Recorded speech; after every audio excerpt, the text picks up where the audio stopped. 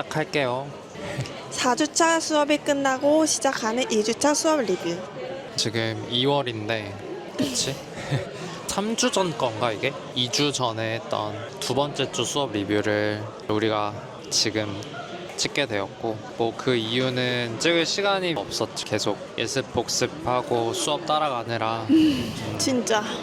해가지고 오늘은 예전에 한번 왔던 여기 뭐지?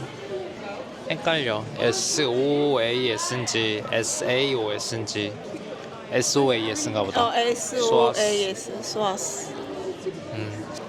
약간 로비 같기도 하고 카페 같기도 하고 공부도 하고 밥도 먹는 그런. 좀 열린 공간에 와서 리뷰를 또 찍어봅니다.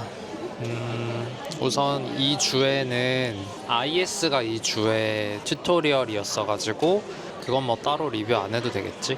앞으로 우리가 어떤 작업들을 할 건지에 대한 거를 나는 미란다 교수님이랑 얘기를 30분 정도, 자기는 에스더 교수님이랑. 에스더 교수님이랑 30분 정도 얘기를 하고, 그러면은 크리티컬 페다고지 먼저 리뷰를 해보면, 이 주에는 우선 모자이크룸 갤러리라는 데서 큐레이터 분이 와가지고 워크숍을 했다고 해야 될까? 수업을 진행을 중반부터 해주셨고, 그 전에는 미란다 교수님이 이것저것 이야기를 하셨는데 난 하나도 적어놓은 게 없네. 너네가 그 Practice Based Response를 2월 24일 날 발표를 해야 되는데 그거에 대한 얘기를 했지. 주제를 대충 이 안에서 잡아봐라. 그 정도 슬라이드 2개? 그건 뭐 나중에 어. 하면 될 것 같고, 우선 미리 읽어야 되는 자료가 2개가 있었는데, 내가 안 읽은 거. 아 자기가 이걸 안 읽은 거야? 그 뭐 인터섹셔널리티랑 랑시에르? 랑시에르의 진짜. 랑시에르의 책. 파일 열어보지도 않았어. 그리고 패트리샤 힐 콜린스라는, 저 자크 랑시에르 하나, 그리고 패트리샤 힐 콜린스, 이렇게 2명의 그거였는데 나는 읽었었거든. 근데 이게 무슨 내용일까? 그것 하나와 와 이걸 왜 읽으라고 하셨을까? 를 잘 이해가 안 됐는데, 근데 자기가 요약한 거 보내준 거 보니까 그냥 이것만 이해하면 될 것 같은데 딱 한 문장 한 문장? 어떻게? 교차성에 대해서는 내가 하나도 밑줄 쳐놓은 게 없고, 그 랑시에르가 예술과 정치에 대한 논의, 이 글에서는 이 말이 좋았어. 예술의 진정한 정치성은 보이지 않는 것을 보이게 만들고 당연했던 질서를 흔드는 데 있다. 이것만 기억하면 될 것 같은데. 모자이크룸도 보우아트도 우리가 만나는 많은 예술 단체나 기관들이 이런 일을 하고 있는 것 같아. 사람들이 어쩌면 무관심할 수도 있고, 우리 사회의 수면 위에서는 보이지 않는 것들을 보이게 하고 이슈가 되게 하고 다시 한번 생각해 보게끔 하는 거. 여기에서 그런 얘기를 많이 해. 정치랑 예술에 대한 얘기를 해. 그러면서 예술이 정치와 비교를 했을 때 어떤 포지션을 취해야 되는지에 대한 얘기가 좀 나오고, 직접적으로 뭔가 메시지를 전하는 것은 정치에서 이루어지고, 근데 예술에서는 어떤 전하려는 메시지를 너무 직접적으로 전달하게 되면 그건 이제 예술이 아니라 프로파간다라고 해야 되나? 그 정치 선전이 되는 거다라고 이제 이야기를 하면서, 예술이 어떤 제 기능으로서의 예술은, 그러니까 뭔가 생각의 변화를 이끌어낼 수 있는, 그러니까 질문을 던진다거나 내가 이 사람들을 이렇게 바꿀 거야가 아니라 이렇게 한번 생각해봐 정도의 뭐랄까 메시지라고 해야 될까? 를 전달해야 된다는 얘기들을 하고, 그래서 교수님이 이 두 논문에 대한 언급을 진짜 하나도 안 하고 수업이 어쨌든 끝이 났잖아. 그냥 나 혼자서 왜 이거를 읽으라고 하셨을까? 그 모자이크룸의 그 설명을 다 듣고 나서 생각을 해봤을 때, 자기가 말한 것처럼 나는 모자이크룸 그 큐레이터분 모자이크룸 자체도 특성이 아랍의 문화를 알리고 그런 일들을 중요하게 하는 것 같아서 랑시에르가 말한 정치와 예술 이런 것들을 실천하는 차원에서 이거를 일기자료로 하나 넣으셨나 하는 생각도 들었어. 그리고 그 교차성에 대한 것도 자기가 나한테 말해줬던 그 한 줄 요약 있잖아. 그러니까 얘는 교차성이라는 단어가 읽기 자료의 중요한 부분인데 사람들은 한 가지 정체성만 가지고 있는 것은 아니다. 여러 가지 정체성을 통해서 한 개인을 이해할 수 있다. 그러니까 나는 흑인이야 라고 해서 그 흑인이라는 프레임으로 그 사람을 다 이해할 수 그치. 없다. 흑인, 여성, 성별, 계급. 런던에 사는 아무튼 이런저런 여러 가지 정체성들이 교차해서 나라는 특성이 만들어지는 것이다 라고 이야기를 하고 여기서 얘기하고 싶은 거는 나는 흑인 여성이야. 근데 거기서 끝나는 게 아니라 내가 흑인 여성으로서 이 사회에 있는 불평등이나 차별 이런 것들을 어떻게 하면 개선할 수 있을까 행동으로 나아가는 그런 걸 그런 이야기하는 것 말을 해. 같았어. 그래서 이제 또 모자이크룸이랑 연결을 지었을 때 정치적인 것까지도 다루어야 된다고 해야 되나? 나는 그 모자이크룸 수업을 했을 때 마지막에 큐레이터 선생님이 뭐라고 그랬더라? 제가 너무 정치적인가요? 그런 얘기를 했던 것 같거든. 그래서 난 저 얘기를 왜 하시는 걸까? 그 부분이 나는 되게 기억에 남는데 그래서 이 부분이랑 연결을 지을 수 있는 건가? 어떤 맥락에서 저 너무 정치적인가요? 이런. 제가 정치적이지 않다고 느낄 때가 있어요. 하지만 제가 그 점에 대해 사과해야 한다고 생각하진 않아요. 인데 나는 여기가 녹음이 잘못되지 않았을까 싶어. 제가 정치적이라고 느낄 때가 있어요일 것 같아. 그렇지 않아? 하지만 제가 정치적이라는 그치. 점에 대해서 사과해야 한다고 생각하진 않아요. 그 위에 보면은 팔레스타인과의 연대로 인해서 비판도 받고 기금 지원, 펀드도 끊기고 그 맥락과 연결을 지어봤을 때는 제가 정치적이라는 거에 대해서 맞아. 이야기를 한 것 같은데 다른 맥락에서 비슷한 얘기가 나와. 이 큐레이터가 디렉터랑 이런 대화를 한대. 내가 지금 잘하고 있는 걸까? 내가 충분히 정치적인가? 라고 디렉터한테 물어보면 놀이도 정치적이야. 충분히 잘하고 있어. 이렇게 말해준다고. 정치적이라는 거는 제가 방금 말했던 팔레스타인 배경 사람들과 함께 작업을 하고 그들의 어려움을 예술을 통해서 세상에 알리고 이런 일들에 특별히 초점을 맞춰서 하고 있나? 이런 질문이 될 수 있을 것 같아. 그 얼마 전에 우리가 탈식민지화 얘기를 하면서 은국이의 입장에서 탈식민지화는 기억나지? 나를 중심으로 삼는 거? 나를 중심으로 이루어지는 거라고 했잖아. 그래서 나는 이것도 그런 맥락이 아닐까. 내 뿌리가 팔레스타인이나 그렇다면 그 입장에서 내가 어떤 일들을 할 수 있을까, 뭘 할 수 있을까를 생각해 보는 게 이 큐레이터분 입장에서는 그게 본인한테 있어서의 탈식민지화 아닐까 라는 생각을 했네. 근데 또 내가 팔레스타인 사람이고 내가 어려움을 겪고 있고 우리나라가 어려움을 겪고 있으면 당연히 계속해서 팔레스타인의 이 문제 상황을 전 세계에 목소리를 내고 싶을 것 같은데 그것만으로는 사실 역부족인 거잖아. 팔레스타인과 관련성이 없는 자기랑 나 같은 사람들이 관련성을 느끼고 이런 주제로 예술 작업을 하는 건 쉽지 않는 것 같아. 내가 지금 궁금한 건 나지아가 팔레스타인 배경인가? 그건 아니잖아. 모르지. 나지아 아버지가 북아프리카 출신이다. 모자이크룸 갤러리에서 어떤 협력 프로그램으로 아이들이랑 프로그램을 하는 게 런던에 있는 애들이랑 팔레스타인에 있는 애들이랑 그 학교를 그래서. 연결해서 하는 거 그런 측면에서 그러니까 전시를 무조건 팔레스타인 그런 걸 나타내는 것뿐만이 아니라 전시는 뭘 하는지 정확히 모르겠지만 어떤 사회적인 움직임이라고 해야 될까? 그러니까 예를 들어서 보호학제에서 한 거 그런 내용을 팔레스타인 아이들과도 하고 연결될 수 있도록 그런 걸 연결하는 일이 이런 기관에서 해야 하는 일인 것 같고 그런 일을 많이 하는 것 같아. 사회적 실천의 일환으로 팔레스타인 어린이들하고 런던 어린이들하고 그렇게 연결해서 어떤 프로젝트를 같이 하게 하는 거. 그러면 팔레스타인의 상황이 그곳의 상황만이 되지 않고 런던의 아이들한테도 그게 연결될 수 있는 거겠지.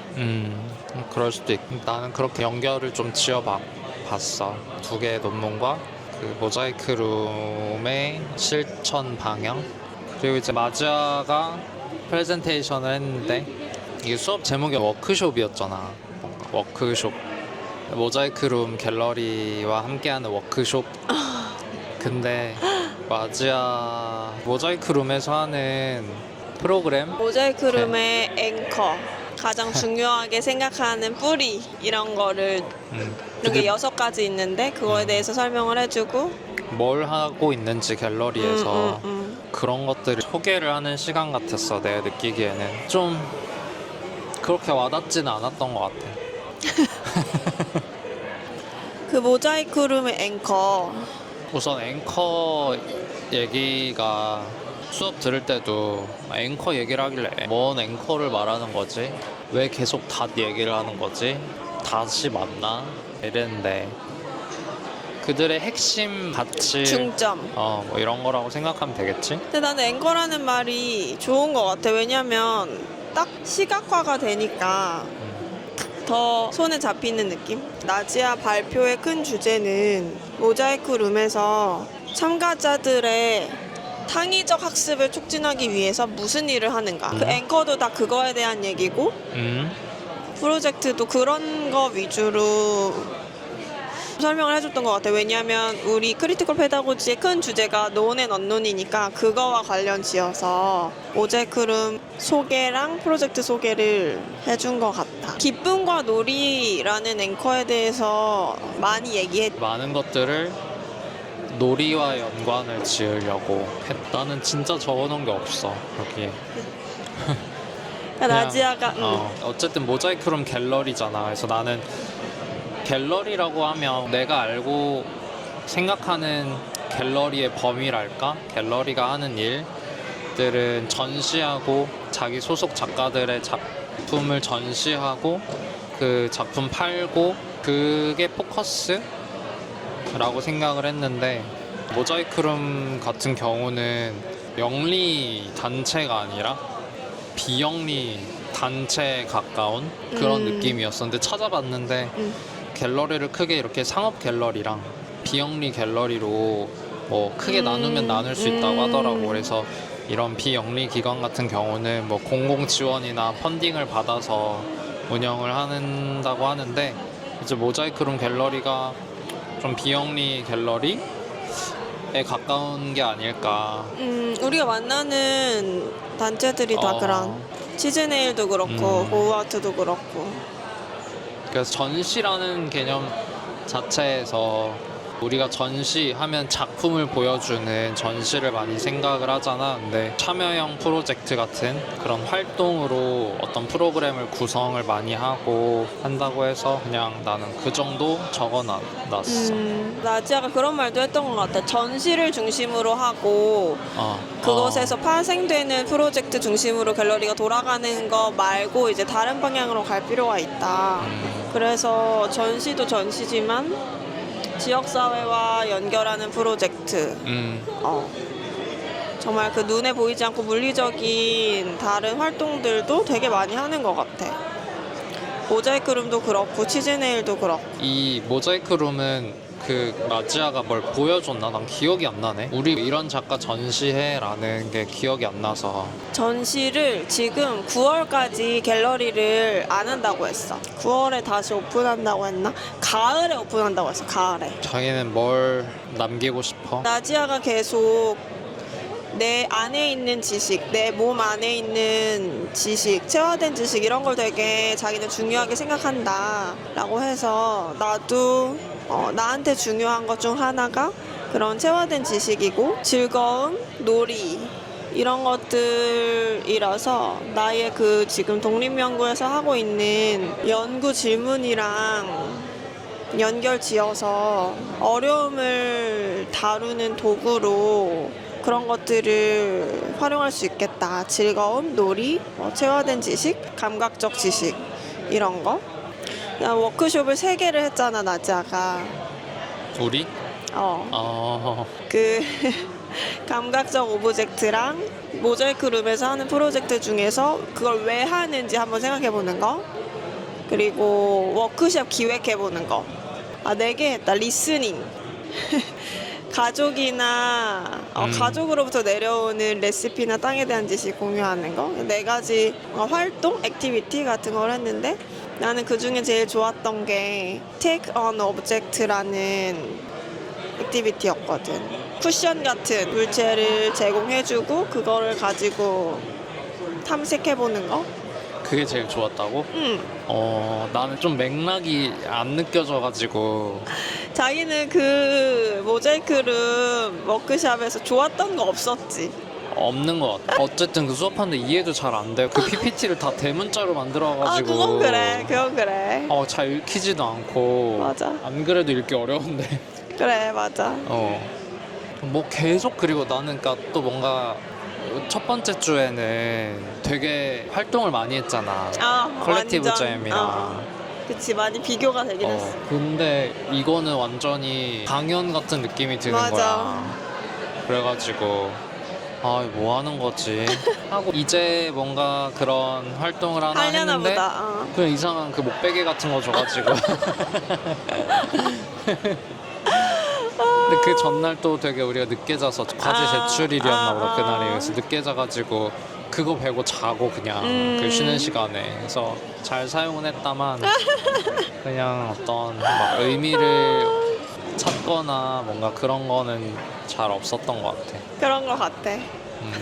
나는 여기 골드스미스에 와서 학습자로 지금 지내면서 우리 반에 있는 애들을 당연히 많이 생각하게 되는데 수업 시간에 이렇게 푹신한 물체가 나한테 주어지니까 난 너무 그게 좋았거든. 좋지. 편한 느낌이 들지. 편한 느낌이 들고. 근데 그냥 물체가 아니라 패턴이 화려하고 한 가지 질감만 있는 게 아니라 좀 여러 가지 질감이 있고 향기도 맡아볼 수 있고 모양도 좀 어떻게 보면 특이하고 이런 물체들을 일단 만난 거. 그리고 그거를 나는 잠깐 줬다가 다시 가져가실 줄 알았는데 그냥 끝까지 가지고 있게 한 게 좋았어. 그러니까 물체랑 나랑 그 세션 시간 동안 연결을 해 놓는 게 나의 웰빙에도 도움이 되는구나. 그 수업에 그 유학생으로서 항상 긴장하는 마음으로 있는데 그거를 되게 가라앉혀주고 도움이 된다. 그러니까 자기가 그걸 배고 쉬는 시간에 잔 것도 그게 없는 것보다 그게 있는 게 훨씬 숙면에 도움이 되지 않니? 뭐 그렇긴 한데 뭐 그런 면에서는 그치. 그러니까 감각을 통해서 내 몸하고 어떤 물체랑 연결하는 경험을 내가 했고 이거를 내가 다른 상황에서 어떻게 촉진할 수 있을까? 이런 질문을 좀 얻었어 나는. 이 도넛 모양 쿠션이 모자이크룸 프로젝트 중에 Sensing Our Way라는 프로젝트에서 만들어진 물건이야. 근데 나는 그 프로젝트가 어떤 프로젝트인지 방금 전에 확인했는데 그것도 좀 재밌는 것 같아. 무슨 맥락이 있어? 나도 그거 찾아보긴 했던 것 같은데 기억이 안 나네. 가족 대상으로 한 워크숍인데 갤러리를 먼저 탐색하면서 감각 중심으로 갤러리를 탐색하게 한 거야. 어떤 냄새가 있는지, 어떤 색이 있는지, 어떤 질감이 있는지 그걸 발견하고 그걸 바탕으로 감각놀이용 오브젝트를 각자 만든 거야. 그래서 이 프로젝트를 진행한 예술가는 커다란 뱀 모양 물건을 만들고 우리가 본 뭐 도넛 모양, 길쭉한 모양 이런 거는 거기 참가한 가족들이 만든 오브젝트인 것 같아. 그래서 갤러리로 들어간 방식에 조금 더 이런 물건을 사용함으로써 편안함을 느끼도록 갤러리에 들어가서 그 머무르는 경험 자체를 조금 더 편안하게 할 수 있도록 그런 배경에서 만들어졌고 근데 방금 자기 말을 듣고 이걸 어떤 이유, 어떤 목적, 어떤 맥락에서 이거를 한 건지 생각해보면 글쎄 이게 프로젝트를 자기가 방금 소개하는 정도? 말한 그 물건의 용도? 그러니까 내가 어떤 공간, 학교 공간에 있을 때 마음을 편안하게 먹을 수 있는 그런 용도로 미술관에서도 활용을 한 거니까. 근데 그게 그냥 편안한 느낌, 마음의 안정감뿐만 아니라 뭔가 내가 여기 있어도 된다는 그런 소속감? 그러니까 자기의 그 IS 연구 주제가 소속감인 거잖아. 어떻게 보면 이 런던이라는 새로운 환경에 적응하는 거 그런 것처럼 갤러리가 낯설고 긴장될 수 있는데 그런 긴장감을 낮추는 게 목적이었던 것 같아. 어떻게 창의적 학습을 촉진하냐라는 그 큰 질문 안에서도 학습은 일단 마음 상태가 안정이 돼야 안전한 환경에서 학습이 일어나니까. 아, 찾았다. 2명이 있어. 3명인가? 리코더 같네, 리코더? 그 알토 리코더 같아. 아주 자유로운 공간이군. 다들 고개를 두리번 하고 있어. 아무튼 학습은 안전한 환경이 전제되어야 하는 거니까 그런 거를 조성한다는 측면에서 필요한 일인 것 같아. 이 물체 하나로 애들한테 안정감을 준다면 되게 효율적이지. 되게 좋지 뭐. 그리고 막 이 물건을 내가 직접 만든 거야. 그러면 얼마나 신날까? 그렇게 해서 막 손에 가지고 있을 수 있어, 수업 내내. 갑자기 그게 떠오르네. 고등학교 때 애들 그 담요 두르고 다니잖아. 그 비슷한 재질의 그런 담요를 두르고 다니잖아. 극세사 같은 느낌의. 맞아. 그런 용도인 것 같아. 교실이라는 그 차가운 공간에서 내가 안정감과 따스함, 아늑함을 느낄 수 있는 그런 방법인 거지. 맞아. 쿠션 같은 거, 목베개 같은 거 항상 책상 위에 많이 있었던 것 같아. 맞아. 고등학교 때. 4개 중에 하나를 지금 이야기한 건가요? 앵커요? 아니요. 앵커 다 얘기하지 않을 거예요. 저는 기쁨과 놀이라는 앵커만 나도 메모를 해놨어. 또 다른 것도 이야기할 건가요? 진짜 하나도 없어요? 난 진짜 그런 어떤 구체적인 활동은 적은 게 그냥 그 레시피에 대한 이야기 이렇게 적어놨어. 기억 또는 체화된 지식과 연결하는 것. 나는 또 막 엄청 재밌었다까지는 아니지만 그래도 이거는 기록해놓으면 좋겠다 싶었던 거는 워크숍을 직접 기획해보는 거. 근데 그 활동에서 나지아가 강조했던 거는 너를 잊지 마라. 너를 잊지 마라. 어떤 학습 프로그램이나 프로젝트를 기획할 때 자기 자신 그리고 자기 팀원들을 먼저 생각한다는 거야. 왜냐면 나도 계속 배우고 학습하는 사람이고 싶기 때문에. 그러니까 나한테 재밌는 거, 나한테 중요한 거를 일단 생각해서 그걸 바탕으로 워크숍을 기획을 한다는 거지. 그렇게 해야 된다는 거지. 그래서 내가 나중에 미술 워크숍을 계획하거나 수업을 계획할 때도 나를 먼저 생각해야겠다. 내가 이거를 배우는 입장이라면 그걸 가정하고 계획을 해봐야겠다. 그런 생각을 했어. 나를 중심으로. 그러니까 내가 이거를 기획하는 사람이지만 동시에 이걸 통해 배우는 사람이라는 걸 잊지 않는 거. 하나 더 마지막. 참가자들한테 어떻게 피드백을 받냐, 어떤 방식으로 그들과 소통하거나 의견을 듣냐, 이런 질문에 나지아가 관찰이 정말 강력한 방법이다 라고 얘기했거든. 근데 그냥 관찰을 하는 게 아니라 그 안에 들어가서 그 참가자들과 함께 무언가를 하면서 알아가는 게 중요하다. 뭐 상담도 해보고 했지만 상담은 조금 뭔가 딱딱한 느낌인 반면 기획한 본인이 그 액티비티에 같이 들어가서 다른 사람이 뭘 느끼고 뭘 재밌어 하는지를 보는 게 가장 중요한 소통의 방법이다 라고 했는데 피드백의 방식일 수도 있고 소통의 방식일 수도 있고 나의 교실을 생각해보면 이 관찰을 하는 게 쉽지 않잖아. 예를 들어 미술 시간에 뭐를 그리자 해놓고 애들을 하나하나 관찰하는 게 쉽지 않잖아. 그 활동을 다 한 다음에 불러서 어땠니 묻거나 다 한 다음에 뭐 소감을 쓰게 하는 것보다 지금 애들의 모습을 관찰하고 그때 그 이야기를 나누는 게 그래 진짜 중요한 일이지. 다시 한번 상기를 하는 계기가 됐달까. 영VNA 갔을 때도 에듀케이터 캐서린이 정말 수많은 에피소드를 얘기하잖아. 뭐 이만한 아기가 계단을 혼자 내려가면서 자기 몸을 조절하는 방법을 배우는지 그런 것도 다 그 사무실에서 나와서 박물관에 직접 돌아다니면서 참가자들이 어떤 행동을 하고 어떤 배움을 얻는지 직접 보고 그거를 다 에피소드를 축적한 거잖아. 그 현장에서 참가자들과 함께 하는 거가 중요하지. 이거를 다시 한번 좀 상기했지. 여기 아주 멋진 말이 있어. 참가자들과 시간을 보내는 것, 참가자들과 함께 시간을 보내는 것 자체가 하나의 실천이었다. 그들과 함께 재료와 아이디어를 제공하고 함께 실천하면서 알아가는 방식이었다. 이것이 하나의 실천이다. 멋진 말이다. 근데 우리가 지금 하고 있는 그런 워크숍들에 이런 단체, 비영리 단체들, 예술 단체들의 되게 많은 사람들이 자기가 방금 한 말을 모토로 삼고 있는 것 같아.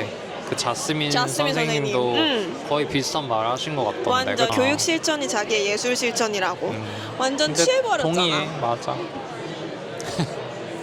나는 나 예술 실천의 방향을 이제 완전히 잡은 것 같아. 아 정말. 난 이제 자스민 선생님의 계보를 잇기로 결정했어.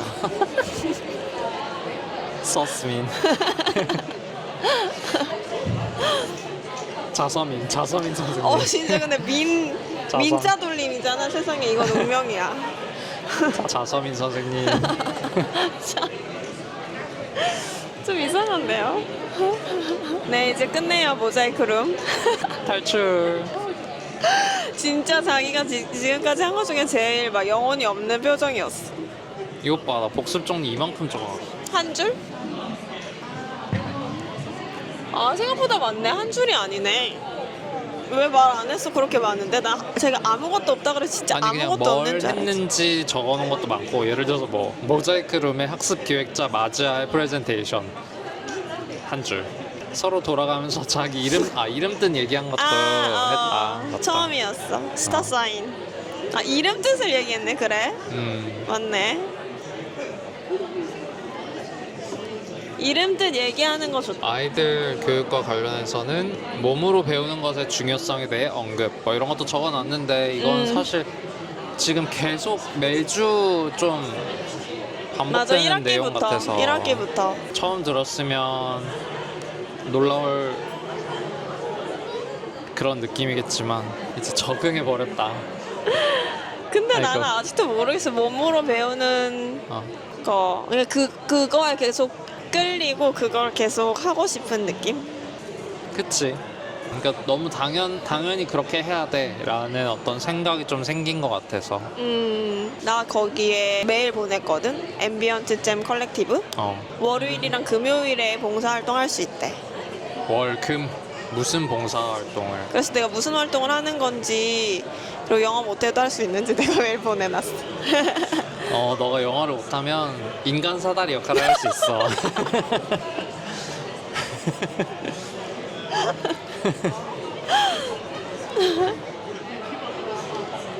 그러면 네, 이 끝. 크리티컬 페다고지는 두 번째 주 수업 리뷰는 여기서 끝.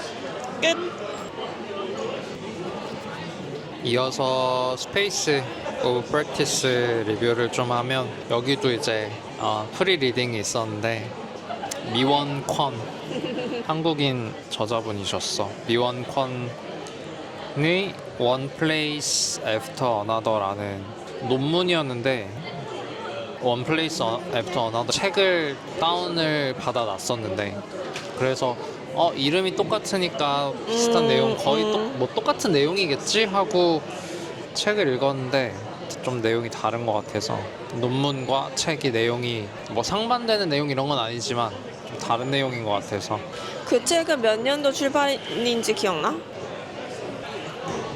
근데 나 여기 책 있는데 잠깐만 논문은 몇 년도인데? 1997년. 97? 책이 더 뒤에 나왔나? 이거 2002년 맞나? 그럼 자기가 읽은 논문 얘기를 좀 해줄래? 아니면 뭘 먼저 하는 게 좋을까? 이 논문에 대해서 뭘 먼저 하는 게 좋을까? 아니면 그냥 우리가 복습했던 걸 얘기하면서 얘기하는 게 좋을까? 근데 진짜 4줄 요약할 수 있어. 그냥 논문을 요약해주세요. 일단 이 논문은 장소 특정 예술, 뭔가 패러다임의 변화, 패러다임의 종류에 대해서 설명을 하는데 3가지가 있대. 장소 특성 예술의 어떤 모델, 패러다임의 종류에는 3가지가 있는데 첫 번째는 현상학적 모델, 두 번째는 사회적, 제도적 모델, 세 번째는 담론적 모델인데 현상학적이라는 말이 난 아직도 잘 안 그려지는데 신체, 직접 경험 이런 거랑 관련된 걸 현상학적이라고 하는 것 같아. 그래서 현상학적 모델은 작품이 놓인 실제 물리적 장소에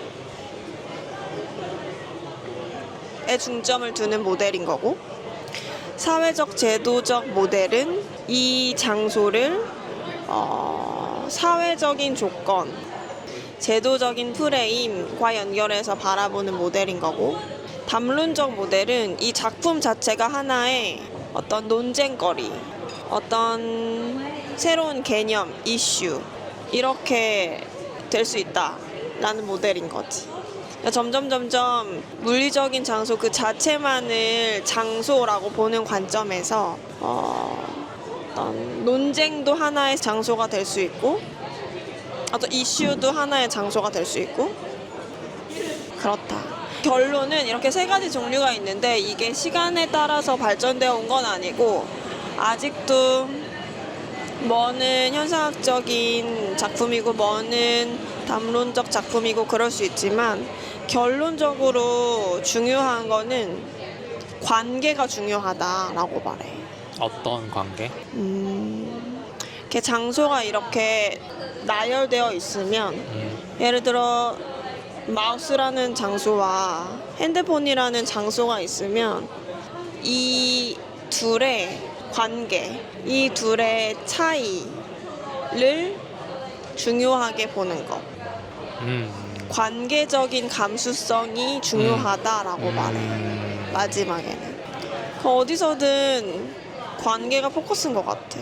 자기가 말하는 게 내가 읽은 거에서는 그런 건가? 그 미국의 공공미술의 3가지 패러다임 이거랑 연결이 되는 것 같기도 하고. 그럴 수 있을 것 같아. 첫 번째 공공미술은 박물관, 미술관에 있는 작품을 야외로 가지고 온 거. 거기에는 근데 그 야외라는 그 환경과 작품의 연결, 관계성은 하나도 존재하지 않는 상태. 그냥 물리적 장소만 바뀌었다. 그리고 두 번째는 그 공공 장소, 야외 장소에 속하는 예술 작품. 그러니까 뭐 공원이라면 공원에 어울리는 벤치를 설치를 한다거나. 더 관련성 있는. 그거? 다른 사례는 없었어? 그 공원의 벤치 말고? 공원에 벤치 말고 있었을 텐데 내가 안 적은 것 같은데. 그러니까 뭐 도로에 가로등 디자인을 어떻게 할 것인가. 이것도 이제 그 공공 미술에 들어가는 거야. 뭐 예를 들어 양재천에 우리가 그 가로등들 조명 장식을 어떻게 할 것인가. 그런 거 어떻게 할 것인가. 그 공간과 최대한 어울리게 그 공간에 부합하게 할 것인가 어떻게. 그리고 이제 3번째는 그런 물리적인 예술 작품 말고도 관계로 이루어지는 작품들 있잖아. 미술관 청소하는 그것도 공공미술 될 수 있고, 그 악수 그 작품도 공공미술에 들어가고, 사회적 실천 자기가 말한 관계 중심의 예술 이런 게 그 다음 3번째 예술인 건데. 근데 조금 다르다. 이 장소 특정 예술하고 사회적 실천은 다른 것 같아. 그럼 그 책은 사회적 실천에 대한 책인가? 공공미술? 사회적 실천에 조금 더 가까운 것 같은데, 그러니까 장소 특정에 대한 그런 것도 처음에는 얘기를 해. 근데 이제 장소 특정적 예술은 역사에 대해서 좀 얘기를 하는 것 같아. 그 장소 특정 미술이 어떻게 발전을 했는가? 그게 이 파트인가 봐. 그런가? 그게 미술관에서 어떤 특정 장소에 맞춰서 예술작품이 만들어졌는데 그 예술작품이 유명해져. 그러면 그 예술작품 떼서 다른 장소에 가지만, 다른 장소로 가서 전시를 하지만 맥락성을 잃었기 때문에 의미가 없어진다, 이런 얘기도 하고. 여기서도 그렇게 그런 얘기가 나오거든. 네, 여기서는 미국의 공공미술 3단계 얘기를 하고 사회적 실천으로 넘어가서 그 사회적 실천에 대해서 좀 되게 딥하게 얘기를 해. 자기 그거 기억나나? 수잔 레이시가 한 작품 중에 옥상에 가서 대화하는 거? 그거 말고 여성들을 위해서 이렇게 식탁 테이블 할머니? 할머니들 그 그러니까 삼각형. 삼각형 모양의 그 안에 이제 테이블이 막 여러 개 있고 거기서 식사하는 그런 거잖아. 얘기하면서 서로. 아무튼 자기가 생각하는 그거 맞을 거야. 지금 두 개가 떠오르는데 둘 중에 뭐가 맞는지 모르겠네. 자기가 말한 그 최근에 미란다 교수님이 보여준 거 아니면 옛날에 몰라. 근데 자기가 말한 그 옥상에서 하는 그것도 마찬가지고. 그러니까 여기서 무슨 얘기를 하냐면 사회적 실천이라고 했는데 사실은 작가가 주도하는 거잖아. 그치. 판을 까는 거지. 그러니까 판을 까는 것도 있고 그냥 그 지역, 이를테면 나 이 지역에서 이 사회에서 사회적 실천을 할 거야 라고 하지만 결국에는 작가가 그 지역에 뭐 사람들을 데리고 자기 작품을 만드는 거 아니야? 이를테면 그렇지. 그거를 좀 비판적으로 한 번 더 생각을 하는 것 같아. 그게 정말 장기적으로 효과가 있나? 그 참여자들한테 어떤 주체성이 주어지나? 그게 또 너무 하나의 틀로 고정이 돼서 사회 구성원 더하기 예술가, 사회적 문제 해결, 이게 어떤 하나의 프레임으로 만들어져서 너무 보편화되는. 근데 그게 보편화되면 뭐가 문제인데? 약간 유행처럼 된다는 거지. 그 실제 문제 해결은 되지 실천을 위한 않고 실천이 되는. 참가자들의 삶에는 딱히 변화도 없고 문제 해결이 실제로 되지도 않는데 예술가들이 자기 작품 만들기 위해서 그런 실천을 하는 그러는 경우도 있고 문제? 여기서 실패한 사례들을 몇 개를 들어주는데 누군가 후원을 받거나 공공기관의 후원을 받거나 해서 진행이 되는데 이게 어떤 경우는 그냥 그 후원이 끊어지면 더 이상 그냥 멈추고. 그러게 그 뭐랄까 진솔성의 관점에서 보면 뭐 그런 것도 있고 현실적인 문제도 있고. 그리고 이제 어떤 경우는 A 지역의 사람들과 해. 근데 예술가는 B 지역의 예술가인 거야. 그러니까 A 지역의 상황이나 맥락이나 이런 거를 몰라. 그러니까 제대로 된 소통이 안 되고 예술가가 그냥 이거 이렇게 합시다 해서 약간 탁상 행정 같은 느낌으로 그렇게도 이루어지고 해서 어떻게 하면 이게 정말 의미 있는 사회적 실천이 될 것인가, 뭐 이런 얘기도 하고 깊게 사회적 실천에 대해서 얘기를 하는 것 같아. 그 사회적 실천에 대한 거는 한 챕터야? 그 책에? 계속 그런 얘기야. 끝까지 그런 얘기야. 그래? 근데 내가 그때 책 읽으면서 정리라고 해놨는데 다시 읽어도 잘 안 읽혀. 근데 내가 만약에 사회적 실천에 대해서 좀 궁금하다, 내용이 궁금하다, 사회적 실천이라는 거에 대해서, 그러면 읽기에 되게 좋은 책 같아. 왜냐면 지금 우리가 월화 두 수업에서 하고 있는 게 다 갤러리나 예술단체의 사회적 실천이 큰 비중을 차지하잖아. 그래서 맞아. 나의 개인적인 관심사에 딱 맞는 건 아니지만 그래서 한 챕터 정도 되면 읽어보려고 했는데 근데 이게 내용이 계속 연결이 되는 느낌이야. 딱딱딱 끊어지지 않고. 근데 나는 어쨌든 우리가 막 수잔 레이시 작품이나 이런 거를 되게 막 의미 있는 작품이야 하고 넘어갔다면 다시 한번 뒤집어서 생각해보는. 좀 더 깊이 거네. 들어가서 이거 정말 의미가 있어? 무조건 별로야 라고 하진 않지만 이 작품도 이런 점에서는 문제가 있어 라고 이야기를 하는데 그게 납득이 가는 거지. 그 설명을 보면. 그리고 아까 내가 이거 하나만 더 얘기하면 예술가 더하기 공동체 더하기 사회 문제는 새로운 공공예술이라는 그 틀, 그 관료화되고 공식화된 틀이 이제 만들어지고 나면 이제 또 문제는 공동체를 그냥 그 사람들은 소외되고 피해를 입은 집단이야 구제해줘야 돼 라는 그 인식까지 생길 수 있다는 점에서 뭐 문제도 있다 이런 얘기 또 나와요. 맞아, 난 세스한테 시제네일 갤러리 큐레이터니 세스한테 배운 것 중에 하나가 참여라는 말을 요즘엔 잘 안 쓴다. 왜냐면 누가 참여를 주체하고 누가 참여의 객체가 되는지를 생각하면 그건 되게 일방향적인 단어이기 때문에 참여라는 말을 잘 쓰지 않고 대신 사회적 실천이라는 말을 쓴다. 그건 진짜 예술가가 일방향적으로 가기 쉬운 포맷은 맞는 것 같아. 우리가 너네 이거 해줄게 이렇게 되는 거. 같은 맥락이다. 또 0VNA에서 우리가 배웠던 거랑 또 연결 지으면 어른들이 어린이들한테 어린이한테. 야, 우리가 이거 이렇게 해줄게. 너넨 아직 어리고 어리니까, 모르니까 어른인 우리가 해줄게. 같은 맥락일 수 있을 거야. 그런 내용이 수업에서는 정작 자기 많이 적어놨어. 난 여기도 별로 많이 적어놓진 않아. 흐름을 좀 적어놓은 것 같아.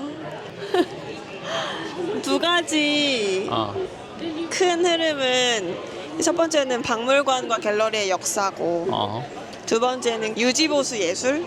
계속 교수님이 그 미원컨 텍스트 읽어봐라. 그리고 박물관 갤러리 역사는 이러했다. 그리고 유지보수도 예술이 될 수 있다. 이런 거를 제시해주는 이유는 이 수업 제목이 실천의 장소이니까 이 수업 듣기 이전에는 장소라는 개념을 물리적인 장소로만 국한지었다면 그걸 더 확장시키기 위해 계속 이런 얘기들을 해주시는 것 같아.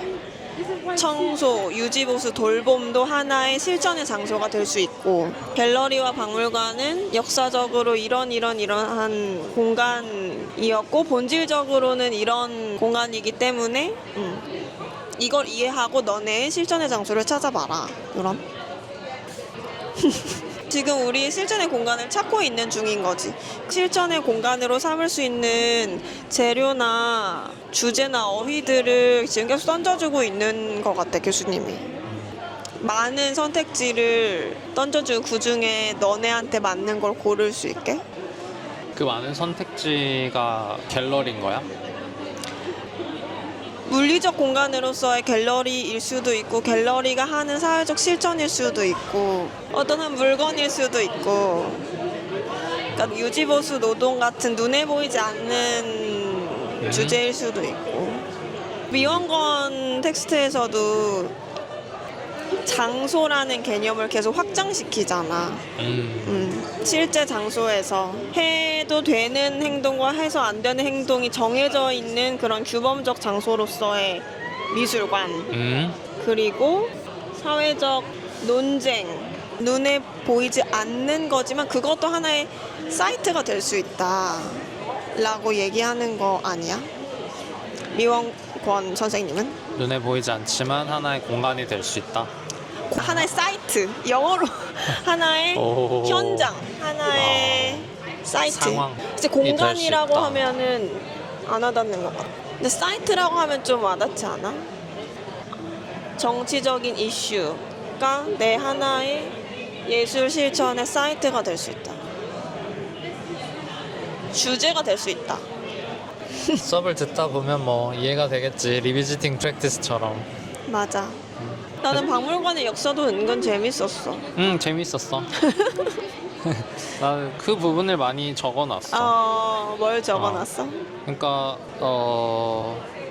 이 수업에서 교수님이 그 얘기를 한 거잖아. 미술관, 박물관의 그 역사를 쭈루루르 올라가다 보면 결국에는 뭐 테이트나 뭐 이런 대규모 컬렉션도 우리가 지금 되게 권위 있다고 느끼는 그런 미술관 박물관도 결국에는 누군가의 개인적인 어떤 취향이나 이런 게 들어간 대부분 그게 돈 많고 권력 있는 자들에 의한 컬렉션으로 시작을 한 거고 이게 단순히 한 개인의 취향이 소수의 취향이 보편적인 것처럼 제시가 되고 있다 지금은. 그래서 우리가 그 테이트에 가서 이거 너무 좋아해야 할 것 같다라는 압박이라고 해야 될까? 그 미술관이 주는 권위에 눌려서 넌 훌륭한 작품이야. 그거를 우리가 좀 비판적으로 바라볼 수 있어야 된다는 거지. 그게 어렵지만 비판적으로 바라볼 필요도 있고 그 기세에 너무 눌리지 마라 이런 얘기. 이건 그냥 한 개인의 취향을 모아놓은 것 뿐이야. 그 얘기가 좀 좋았어. 맞아. 이걸 막 다 이해해야 될 것 같잖아. 이해 안 되는 내가 막 바보같이 느껴질 때가 있고. 근데 그럴 필요 없다. 이맘때쯤이었나 우리가 그 테이트에 갔는데 어린애가 What is this? What is that? 이러면서 맞아. 테이트 모던 갔을 때 요셉 보이스 그 공간이었나? 맞아 거기서 맞아. 엄청 작은 꼬마애가 막 이건 뭐야 저건 먹어 막 이러면서 가는 거 보고 그래 그 말이 야, 맞다. 네 말이 맞다. 진짜. 걔는 아직 사회적 권위, 미술관이 주는 사회적 권위에 눌리지 않고 자유롭게 자기 의견을. 그게 인상이 깊게 남아있는 것 같아. 그래서 그것과 이제 계속 이어져서 미술관도 중립적인 공간? 그 얘기도 적어놨는데 화이트 큐브 얘기하면서 중립적인 공간처럼 보이지만 사실 중립적인 공간이라는 건 없고 뭐 미술관이나 갤러리를 누가 후원하는지 뒤에서 중립적인 공간처럼 보이는 곳이 누구의 재정적인 지원으로 움직이는지 누가 컬렉션을 구성했는지 이런 것들이 사실 되게 중요하다. 이 언노운의 영역이긴 하지만 일반 관객 입장에서는 중요하다. 난 그런 게 너무 재밌는 것 같아. 이게 되게 당연한 것처럼 보이고 보편적인 것처럼 보이는 건데 조금만 더 생각해보면 이게 당연한 게 아니었네 하는 거. 그래서 그런 사회학 같은 게 재밌었던 것 같아. 미술관에 가면 당연히 소곤소곤 얘기하고 조용히 다니고 음식물 섭취 안 되고 이런 게 그냥 당연한 매너라고 생각했는데 이게 이 공간에 포함된 제도적인 틀 같은 거구나. 이게 그냥 만들어진 게 아니구나. 저 컬렉션도 어떤 한 개인의 선택이고 취향이구나. 그리고 그런 화이트 큐브처럼 깨끗하고 깔끔한 공간도 마치 자연스럽게 그렇게 된 것처럼 보이지만 누군가 매일 거기를 청소하고 닦는 사람이 있다는 거. 그런 거를 인식하고 볼 수 있는 눈이라고 해야 할까? 그런 걸 계속 기를 수 있는 시간인 것 같아. 보이지 않는 것들을 생각을 해봐야 된다. 근데 얘도 계속 이어지는 것 같아. 우리가 배웠던 거랑. 반짝이 논문에서 이 반짝이가 떨어진 공간을 누가 치울 것인지 청소 노동자들을 생각하고 뭐 이 반짝이가 환경에 미치는 영향도 생각하고 그러니까 보이지 않는 것들에 대해서 여기서도 생각을 해야 된다. 피곤해. 너무 피곤해. 알면 알수록 피곤해지는 것 같아. 그럼 보이는 게 많아지고 걸리는 게 많아지니까 얼마나 피곤하겠어. 나는 여기까지 적었어. 자기는 또 다른 거 적은 거 있어? 없어요. 근데 이날은 뭐랄까 별로 적어놓은 게 없는데 이날도 어쨌든 8시까지 수업을 했는데 뭘 이렇게 많이 했을까? 내가 다 튕겨낸 건가? 근데 진짜 계속 그런 얘기? 4명의 학생들과 1명의 교수님이 계속 슬라이드 중심으로. 좋아요. 그러면 두 번째 주 수업은 이렇게 정리를 할게요. 끝. 끝.